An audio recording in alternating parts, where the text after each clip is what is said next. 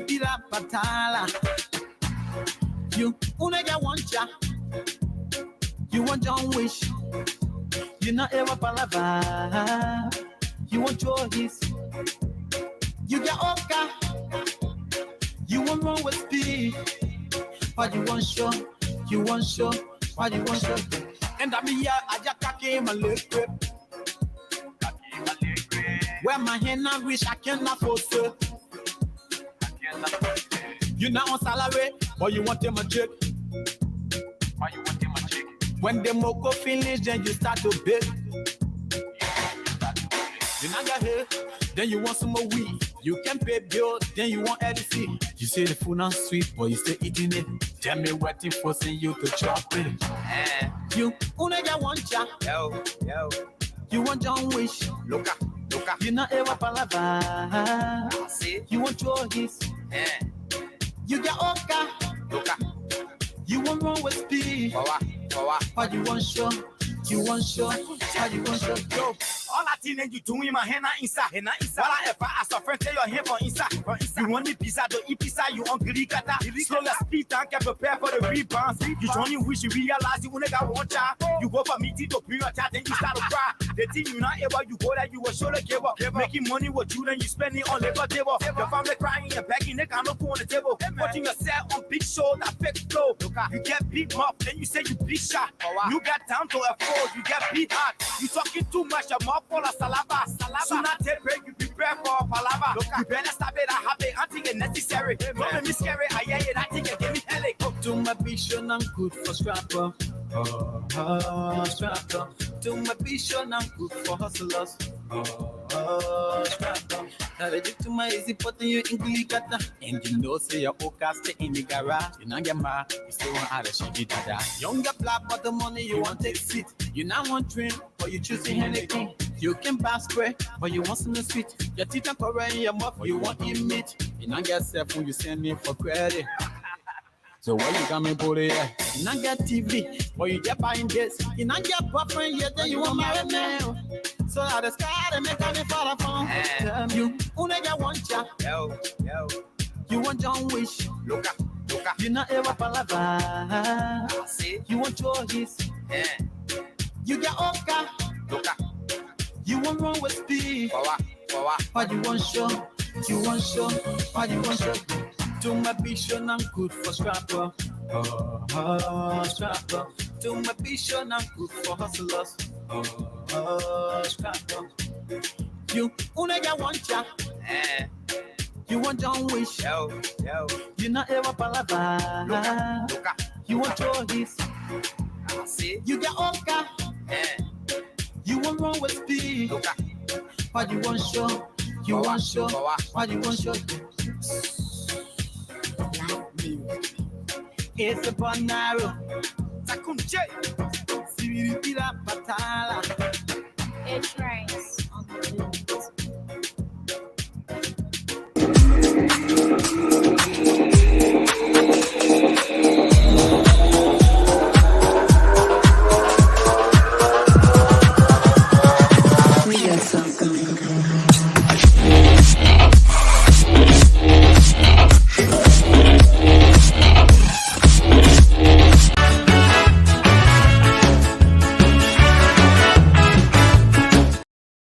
TGIF. Thank God it's Friday. Welcome to Tony Commander, Glapohkpa Chesson talk show. Today is Friday, March the 3rd, 2023. Let's go to Liberia, hear what my boy got to say. Welcome, Mr. Samuel. Welcome. Yeah, good morning, Rodney. How you doing, man?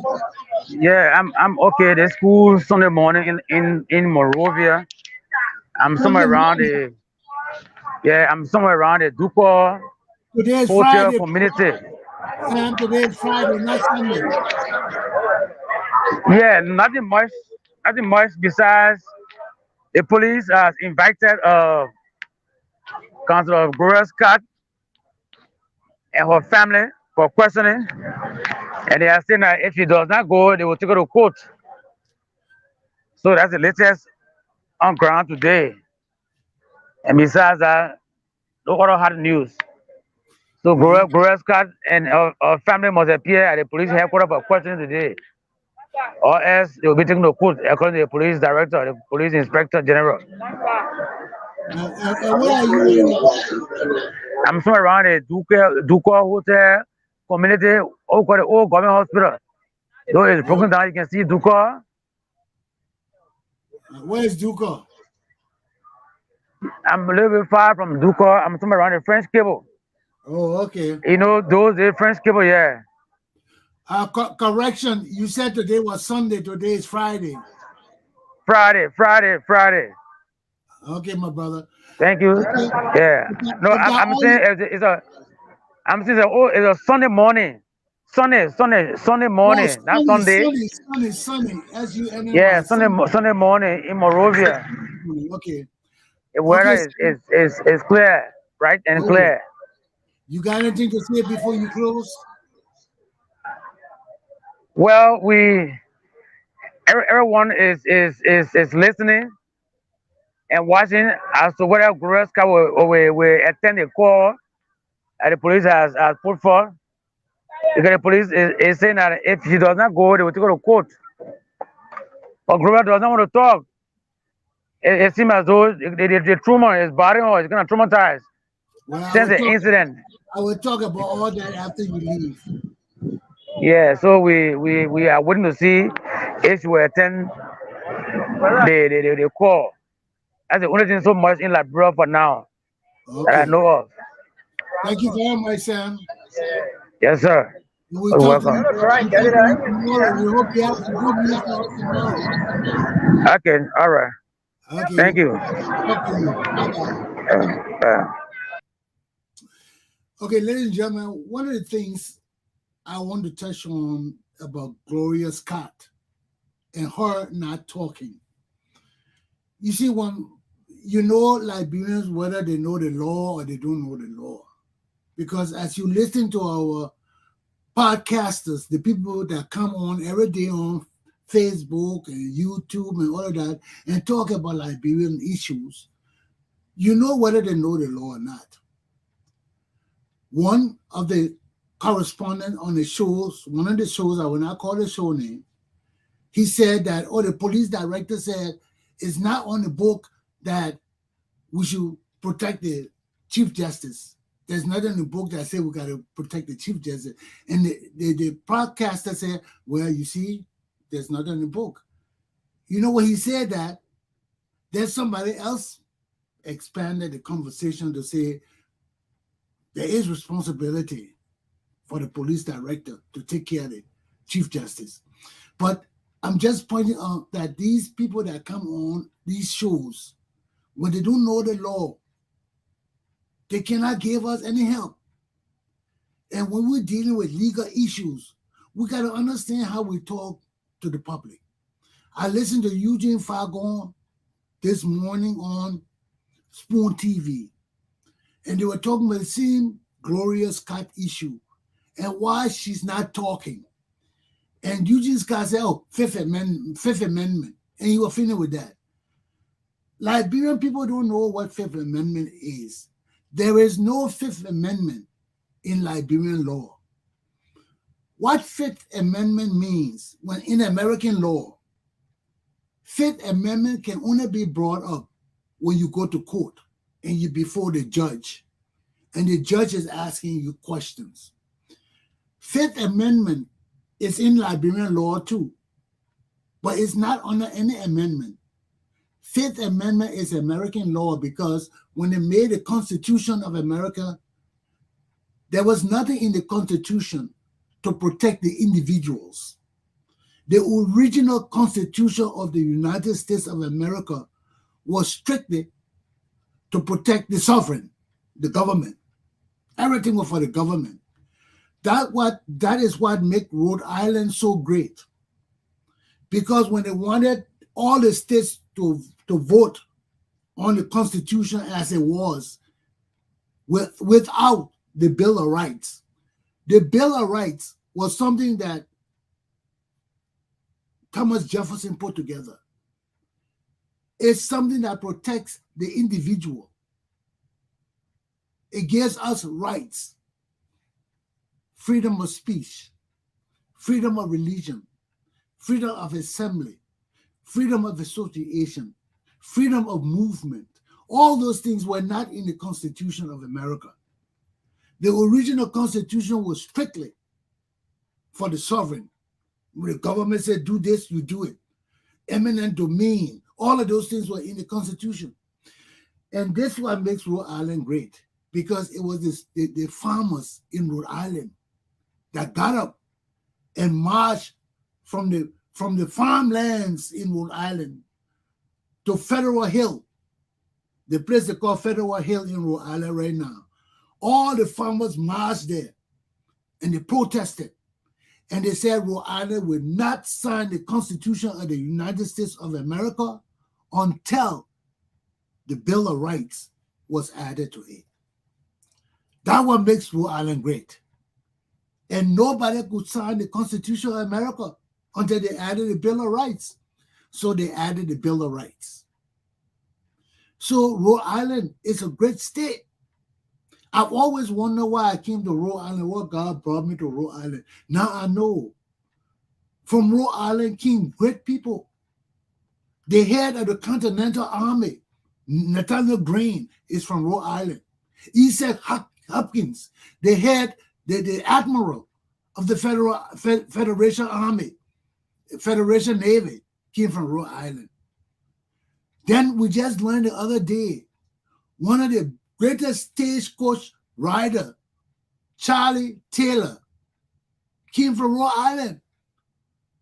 This was a guy who rode the stagecoach, and every robber was afraid to rob Charlie Taylor's stagecoach. Why? Because he was the best shot on the stagecoach. Nobody could shoot as accurately as Charlie Taylor. And guess what? Charlie Taylor was a woman. And nobody knew that Charlie Taylor was a woman until he died. When he was on the table, then they found out that Charlie Taylor was a woman. But he was called One-Eyed Charlie Taylor because he was fixing the horseshoes and one of the nail hit him in the eye, so he always wore a patch. But One-Eyed Charlie Taylor was from Rhode Island, and he was a woman. Nobody knew he was a woman until he died, but he was the best shot on the stagecoach. If you are a robber, you better not rob Charlie Taylor, One-Eyed Charlie Taylor. So great people came from Rhode Island. And going back to the Constitution, every time we talk in Liberia, we stress U.S. Constitution. Our Constitution is different from U.S. Constitution, despite the fact many of the axioms or doctrines of the United States Constitution are embodied in the Liberian Constitution, but we've got to be careful when we're citing the Liberian law that is different from America's law. So I was watching Spoon TV and they were talking about Gloria Scott, Musu Scott being silent and not talking with the police. And Eugene Fagon said, Fifth Amendment. That's not the Fifth Amendment. And Fifth Amendment is not part of the Liberian law. I think protection against self-incrimination, the Fifth Amendment, is protection against self-incrimination. Why? We as a government are paying the police. We are paying the security agency.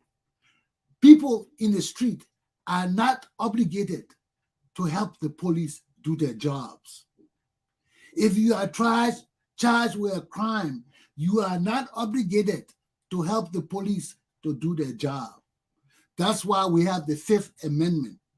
So that if you associated, that law, that rule will not come in play when you associated with other people and the other people commit crime and they want to come to you to get information from you about the people that you know who committed a crime. And whatever you say may implicate you in the crime. You can't do that. They can't force you to do that because you'll be helping the police to do their jobs. And that is not the purpose of the Constitution. The police get paid to do their jobs. They should be proficient and efficient and professionals. They're not supposed to force me or threaten me or put me in a corner and push the chair against my throat and tell me to talk like they do in the movies. No, they're not supposed to do that. They're supposed to do their jobs. So, under the Constitution of America, the Fifth Amendment protects me from the police forcing me to talk, to tell them about other people doing other things that may incriminate me, that may put me in there too. So I got to protect myself.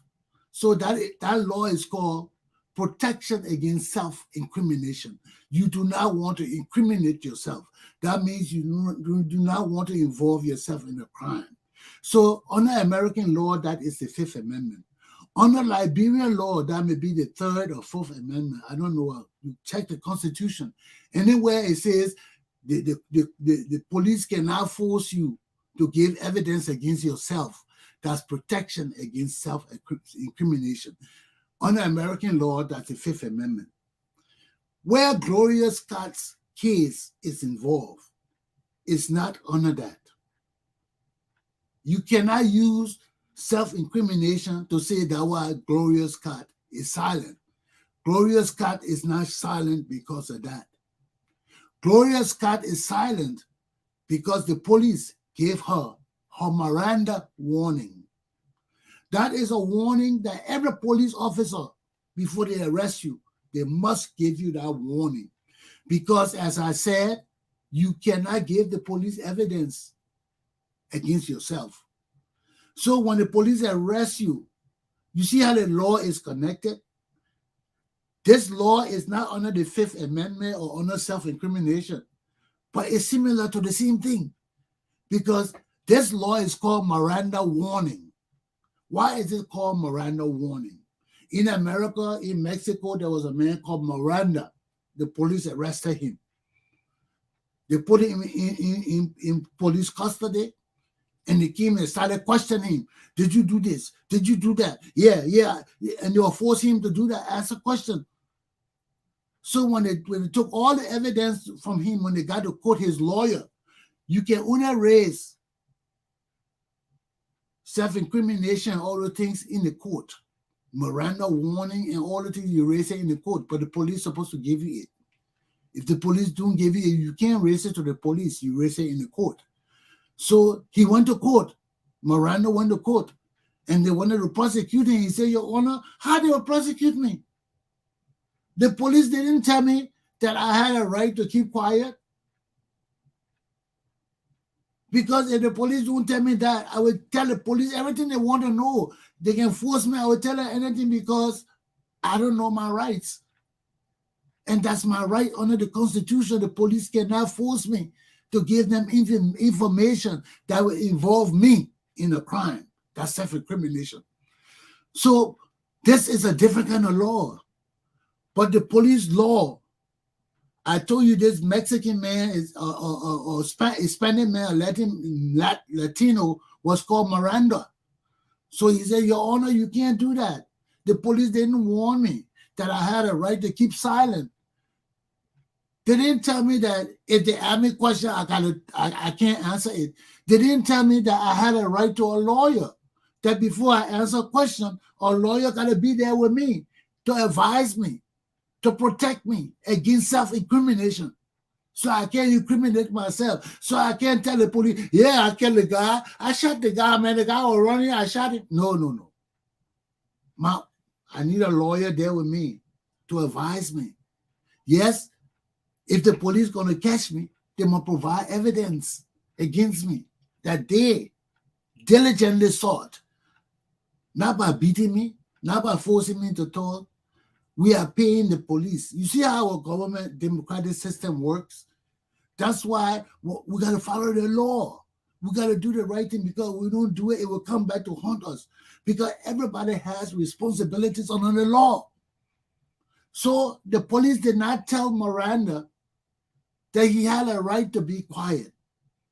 That you couldn't just come and tell the police. Then when the police said, did you do that? Yeah, I did that. I saw the guy running. I tripped him. Then I beat him. I shot him. Yeah, I did all of that. No, no, no. You can't tell the police that. The police can't force you. You see, and to make sure the police does not force you, the court told the police, no, you can't deal with Miranda like that.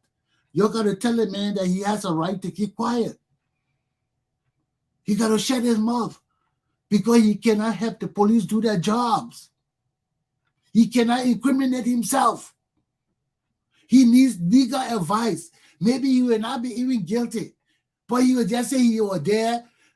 Like one case in Liberia, they killed this guy because he used the word juke.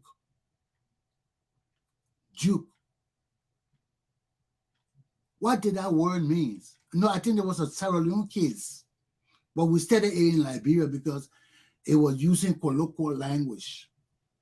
They killed this guy, and this other guy was on the scene, and they called him to testify. And he said, man, look, man, when I saw them shoot that guy, I juke. That was colloquial language for run. I lay, I skip, I juke. But in the language of the English people, when you look in the dictionary, what does juke means? To stick, to penetrate, to stick somebody, to stab. It's the juke. And they convicted that person on that word, juke. And that person was innocent. All he was saying that when I saw them shoot this person, I lay. In Liberia, we say I lay, I duck, I cut.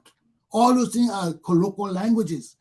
But you use them in the court of law and they do not fit in the lingo or the lingua of the court in the dictionary.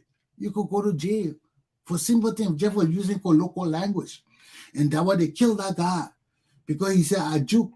And he didn't mean I stab. He meant that I ran. But you were talking colloquial in language that was not in the dictionary. And when you come before the court of law, except you can bring people to prove that's colloquial, which they didn't do. So that means his lawyer was ineffective. He didn't plead his case good because he had a good lawyer. He would bring people to prove that juke means cut, run in colloquial language. And that's the jurisdiction they were in. That's the language of the jurisdiction. All those things play into the law.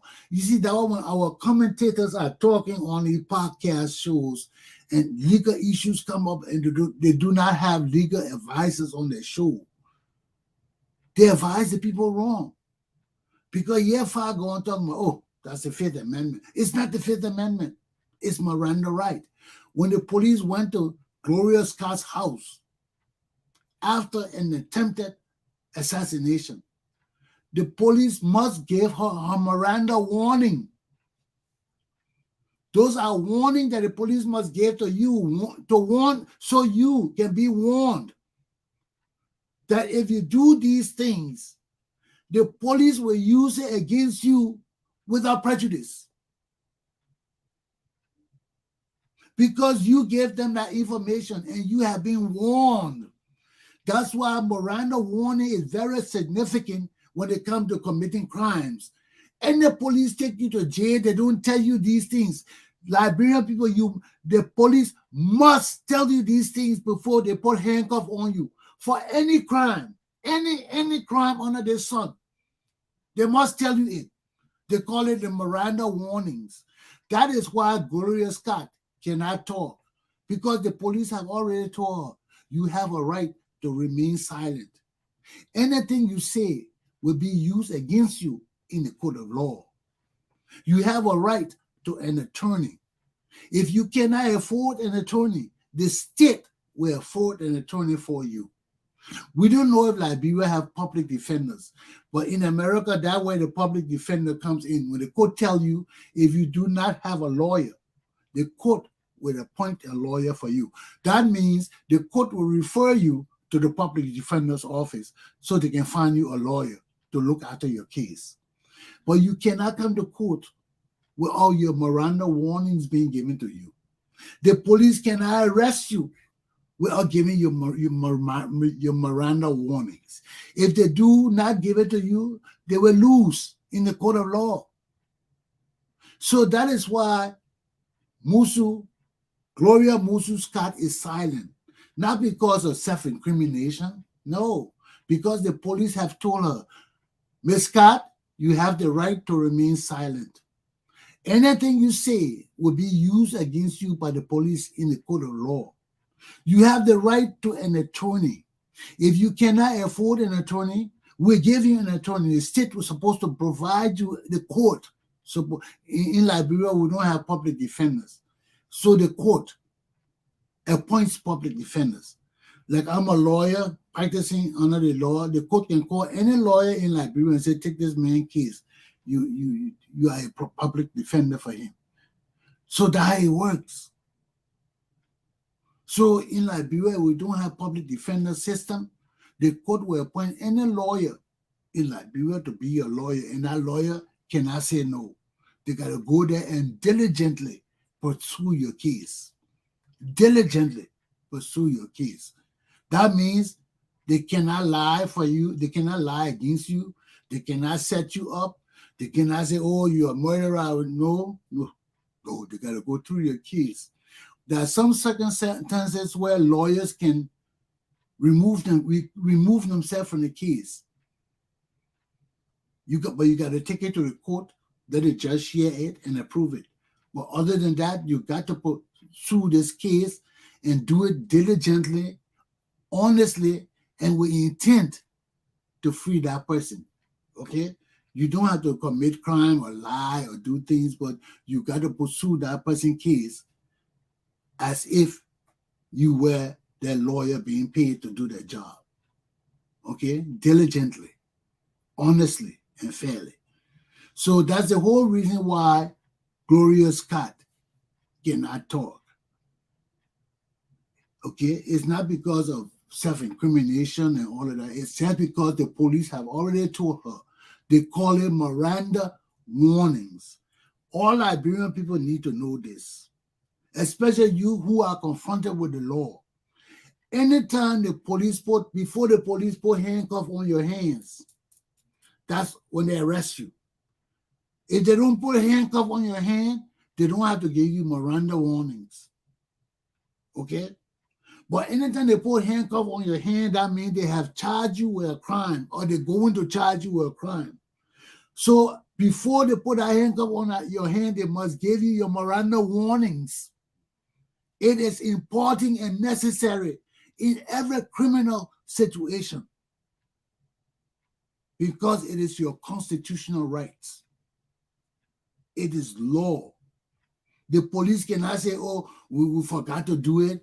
Oh, we didn't want to do it. Oh, he didn't need it. No, they can't do none of that.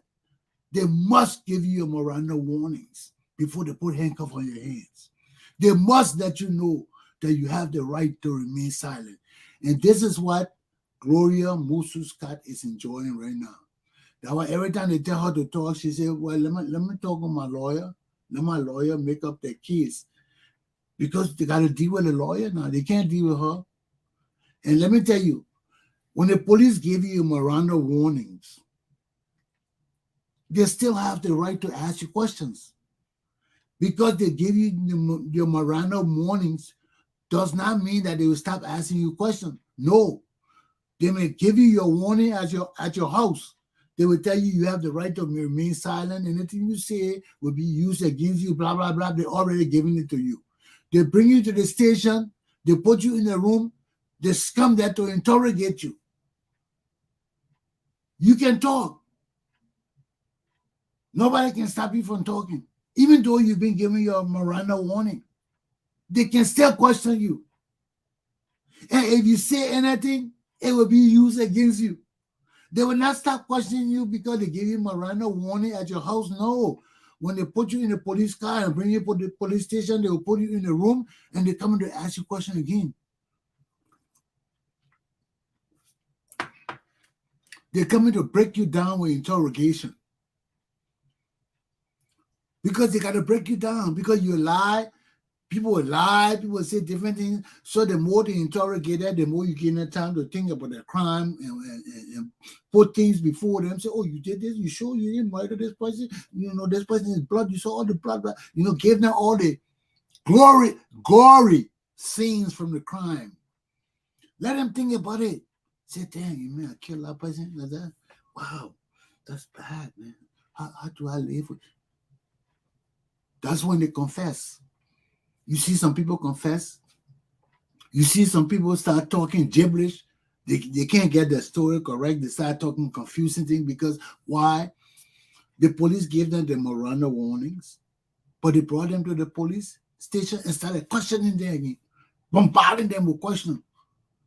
Now, if the police bombarding you and you already been warned that you have a right to remain silent, you have a right to an attorney, and they bombard you and you start talking, yeah, I did that. No, not necessarily. You can talk. If you know you're secure enough to talk, you can talk, you can ask a question. But the point is,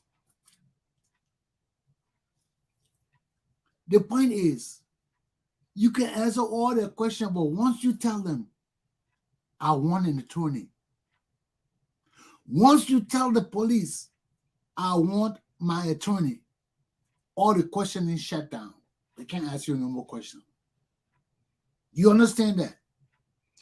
Because you're telling them now, I'm exercising my right. You tell me I can remain silent, I know that. You told me that before you put a handcuff on at my house. Now you bring me in the police station, you're questioning me again. You're trying to test me. Because it's not against the law for the police to question you again. There's nothing in the law saying the police can't question you continuously. The police have a right to incarcerate you for 48 hours. Okay? To do the investigation. The reason they have that right, so you are not a flight risk. Some people want to run away. No, you can't run away. They got 48 hours to keep you in custody, to gather evidence against you, to charge you, to do a preliminary investigation quick. That's why they give them that time, because they don't want them to just arrest you and let you go. Then they come look for you, you're gone. They can't find you again no more. Like they say Telly will go on to Ivory Coast and things. No. That's why the police has this amount of leeway to keep you in prison for 2 days, at least, for them to do the preliminary investigation, for them to have the opportunity to properly charge you or let you go. Now, after those 2 days, if they don't charge you, you have a right to get out of jail. And that right come under another principle of law called habeas corpus. And you got to understand that too. Because after that 48 hours, if the police don't charge you, they got to release you. If they don't release you, you got to get a lawyer. That's why you must be Mirandized, given the right to have a lawyer. Because after that 48 hours or whatever time the law gave the police to have you in jail under their custody, that is permissible by law, after that time, you have a right to force the police to take you out of jail. There are some instances the police will keep you in jail. If you don't know your rights, they will keep you in jail. So if you got a lawyer, if you're being Mirandized effectively, and the court has assigned you a lawyer, and the police keep you in jail longer than that 2-day period they're supposed to keep you in jail to investigate the crime, your lawyer files what they call a habeas corpus. What is that? That's a law. That's Latin. Bring him forward or release him. A habeas corpus. Bring the body. Corpus is the body. The court wants the body. Bring the body forward or release him. So what the court is saying by the habeas corpus is, if you do not have a charge on this man after 48 hours or whatever time the court allows, you cannot keep him. You must release him, effective immediately. And that's why you need a lawyer. That's why when they Mirandize you, they tell you The court will appoint you a lawyer if you don't need a lawyer. Because if you don't get a lawyer, your case may be prejudiced. The police may do anything they want to do because you don't have a lawyer. Then when the lawyer comes, they say, oh, we didn't know that. We didn't know that. The man, yeah, he had a right to tell the court to get him a lawyer. He didn't tell the court. So we arrest him. Ignorance of the law is no excuse. Ignorance of the law is no excuse. That means you say, oh, I didn't know the law. I didn't know it was a law. That's no excuse. It's your duty to know the law. It's your duty to be abreast of the rules in your community. That's why they say ignorance of the law is no excuse. All of us are supposed to know the law. All of us are supposed to listen to the news. All of us are supposed to be interested in our legislature. Whatever come out of the legislature, we're supposed to know that it's going to impact all of us. So if we don't study the law, if we don't pursue the interests of the community, because the law impacts the community.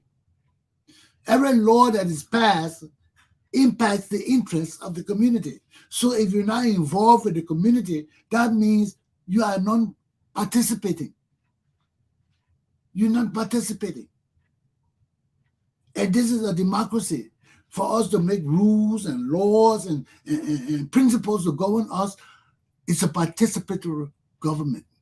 Everybody got to participate because you got to vote on laws. Nobody will pass laws or supposed to pass laws without there being a voting population, without you being abreast of the law. The same thing with a Miranda warning. You got to vote as a knowledgeable voter, informed voter. That's why you see the NEC now, they're having voter education. Because you can't yet vote without being educated on how to vote, who you're going to vote for, what is the process of voting. Are they going to use colors? Are they going to use pictures for the candidates? How are they going to represent the different parties you're going to vote for? How is the election? All of that deals with fairness and impartiality and all of that. So we come back to the Miranda warnings.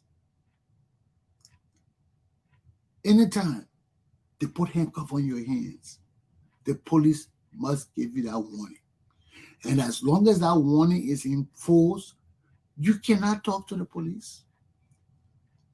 And Gloria Scott has a lawyer. She already said her lawyer will address the situation. So the police may have to take her to court so the lawyer can come forward and talk. Or they could go to the court and compel the lawyer to act because the lawyer has a duty to act. If the police want information, the Miranda warnings does not prohibit the police from getting information. No, it doesn't prohibit the police. All the Miranda warning does is protect you from self-incrimination, protect you from police incriminating you wrongly. That's all it does. But it doesn't stop the lawyer from answering questions. No, they got to answer questions. This is a crime. You just got the lawyer there to protect you. And the lawyer got to come forward and answer questions. There is nothing saying the lawyer can't answer questions. The lawyer is only there to guide you in answering your question. So you have an obligation. When the police call you to answer a question, you must come forward to answer questions. This is a crime. A crime has been committed. You are only afforded a lawyer to protect you in answering questions so you do not incriminate yourself or cause your case to be damaged. So Gloria Scott has an obligation to go to the police. She has an obligation to answer questions. The Miranda warning protects her against self-incrimination, against answering questions without a lawyer. And she has a lawyer. And when the police call her to answer questions, she got to come forward with her lawyer. That's a legal obligation too. This is a criminal case. There's no way you can exonerate yourself from the case. You know, you were attacked, we got to know. Some people plot their own attacks. Some people are involved with all of this. Is there money involved? Is there insurance involved? What?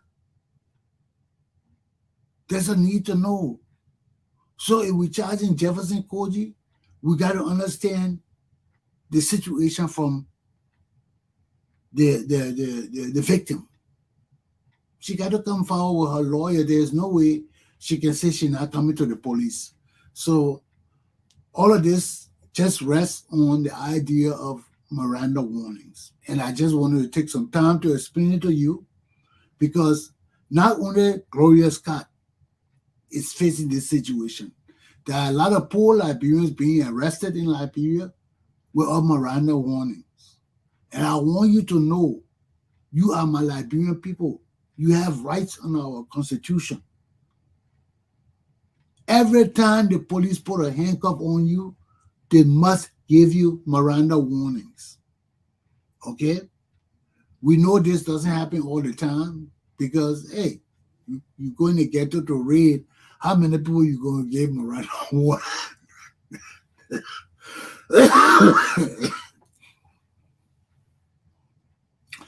You just do a group Miranda warning. If I had to raid the ghetto, I'll put everybody in the car and say, listen up.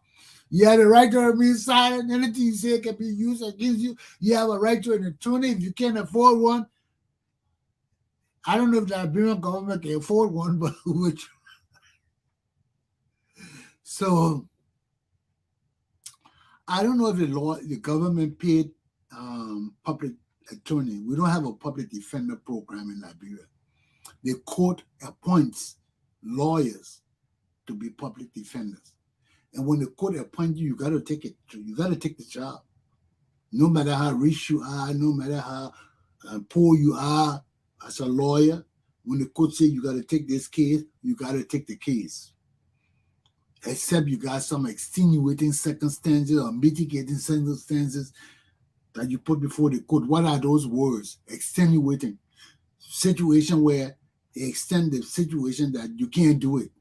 Say, look, because I have extended situations, I have extended issues, I can't deal with the situation. Extenuating situation. Okay? You have mitigating circumstances.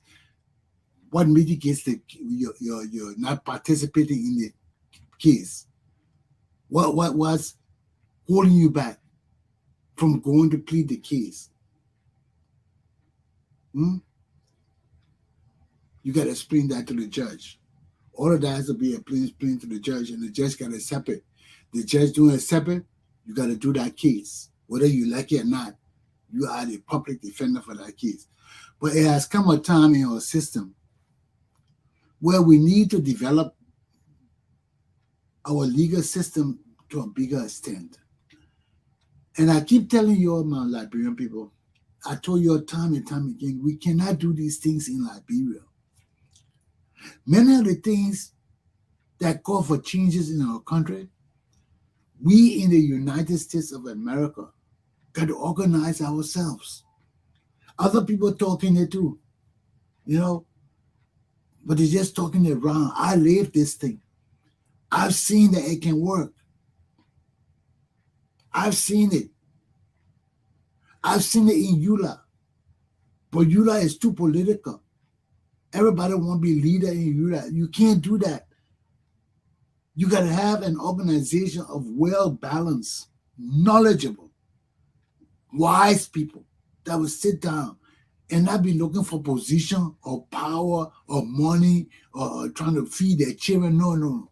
You need responsible people who already made to sit down and look at Liberia's situation and say, let's come together for every walk of life of America and form an organization that will be serious about impacting America's foreign policy, not only to Liberia, to Africa. Impacting the lives of Liberian people in America. We got some serious problems here, and the American system can't help us.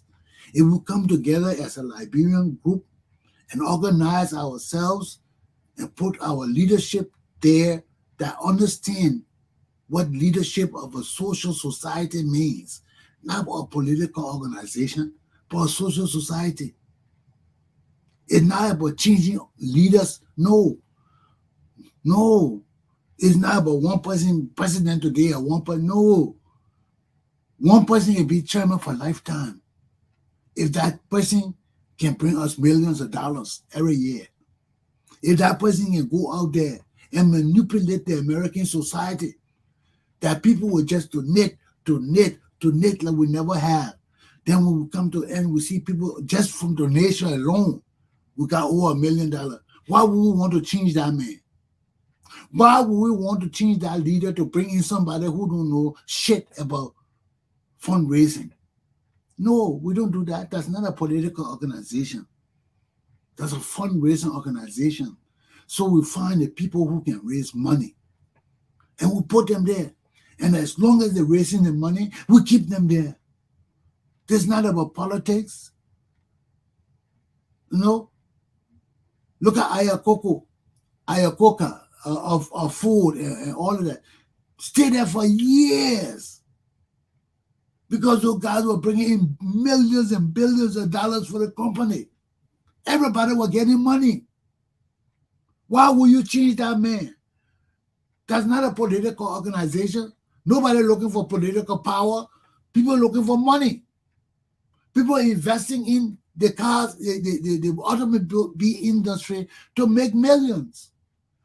When you sitting at home as a private citizen who now invest all your daily bread into a company, and you sitting down, and at the end of 6 months, you go in your bank account, you open it, you see a check there for $5,000. You know you invested right.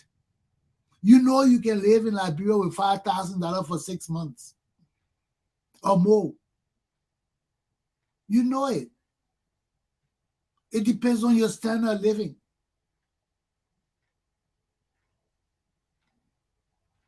So if you making $100 a month or two, you get $5,000 in your bank account for your investment. That's a good standard of living, and that's what we look to companies for. That's the purpose of cooperation. So we don't change our leadership every day. No, we don't do that. I remember some Liberians started a business in Rhode Island. Good business too, man. It was a nightclub business. The guy, this was a Liberian boy that started a business, but he brought his family into it. And that guy invested so much money in his business. And he brought his family in it. And you know what they were fussing about? Because everybody wanted to lead the organization. Everybody wanted to be manager. So they say every 6 months, they should change the manager and have a new. How you do that? How you do that? The organization will fail. It will fail. You don't just change manager every 6 months of that. No, that's not politics. You put the best person who can do the job there and let them do the job until they get tired, until they're not making no more money, until the efficiency diminish. Or else you keep the people there. What are you changing the people for? You change that person and put somebody else who don't even know about making money. That's not how corporation work, my people. So everything in Liberia is politics.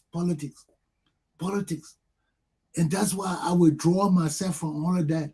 Because I don't have time to, you explain to your family, look, we can do this, we can do that. Then they ask you, who will be in charge? When they start doing that kind of thing, you know you don't belong with that group. You don't mean those people are politicians.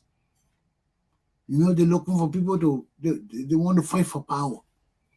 It's not a power thing. It's about putting the best person in that position that can raise money. That's all about it. And keeping them there. What are you moving a man for? You see, it's just that Liberian people not used to making money. But if you form a company and you're a poor guy, you sit now, you go to your bank account, you see a check from the company of $5,000. You will not want to move that president. You will not want to move that CEO. It's just that in Liberia, we have never experienced that kind of effectiveness from a corporation. But if you got a corporation in Liberia that's running well, that making good money, that paying dividends every 6 months, Liberia will be happy. They will see a difference. But when our people never seen things, they can't see the picture. Like my school in Ghana, my late young son who running the school there, he didn't believe what I was telling him. When I told him, I said, you can do this thing, you can do this. He didn't believe it until the day they did the first baking and the product came out of the oven and he saw the cake. He saw the bread bake. He cried. And he called me and said, Dad, I didn't believe you. All that thing you were telling us that we can do this thing with bake and thing. He said, I didn't really understand what you were saying until I saw the donuts and the cookies and all these things come out of the oven, the final product. He said the tears ran down my eyes. All the teachers and the students asking me, CEO, why are you crying for? Why are you crying? He said they didn't understand it. But I didn't believe until I saw it. And this is what happened in Liberia today. Most of our people cannot believe they are doubting Thomases. They can't believe it until they see it. And we as leaders in our community do not understand that we got to demonstrate leadership to the Liberian people. We got to show them that we can do things for them that the white people are doing right now, that Liberian people are not doing. We got to show them that we have the ability and competence to raise big money to help Liberia, that it doesn't have to be white people. When we can garner this kind of power, that's power. When we raise money in America to help our people, to build libraries, to build schools, to take things from the government and say, oh, we will do this. And because when we do things in Liberia, it's not going to be corrupt. It's not governmental. So you know the people who are working there got to be professionals. They got to be well paid. The people coming from America. If we pumping like money into Liberia, everybody who ruling our institutions got to come from America. Yes, we hire Liberians by the masses too. But people who understand the dream, understand the ideals, will be the one that got to go home to implement the things we plan. So it's not about one person leading. It's about a whole group of people leading. But we need to develop ourselves in America. If we don't develop ourselves here, we can't go home and make changes. This is a reality, my people. I've been talking this thing from time immemorial. This is a reality. The people in Liberia cannot change Liberia. There is no money in Liberia. There is money in America. We can raise money here. We can raise millions of dollars. Not only for Liberians, from white and black Americans, we can raise money.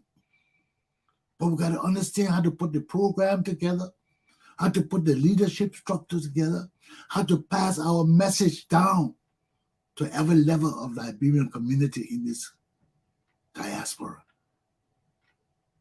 And it will spread from America to Europe to Asia. When we do this all over, all of us can change Liberia.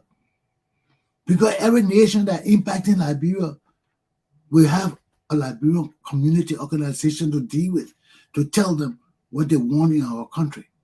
The time of the Liberian people is now. The new Liberian dispensation or order must rise.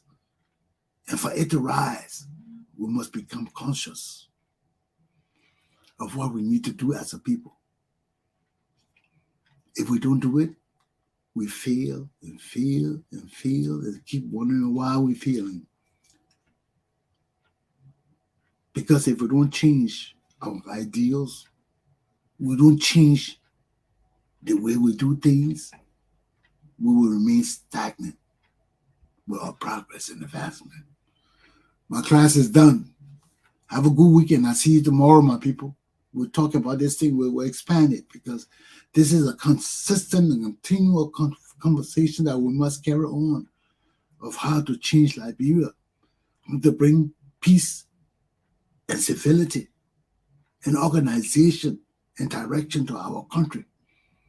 We must build an international Liberian community that will spread throughout the world, and be conscious of our duties and obligations to our people at home.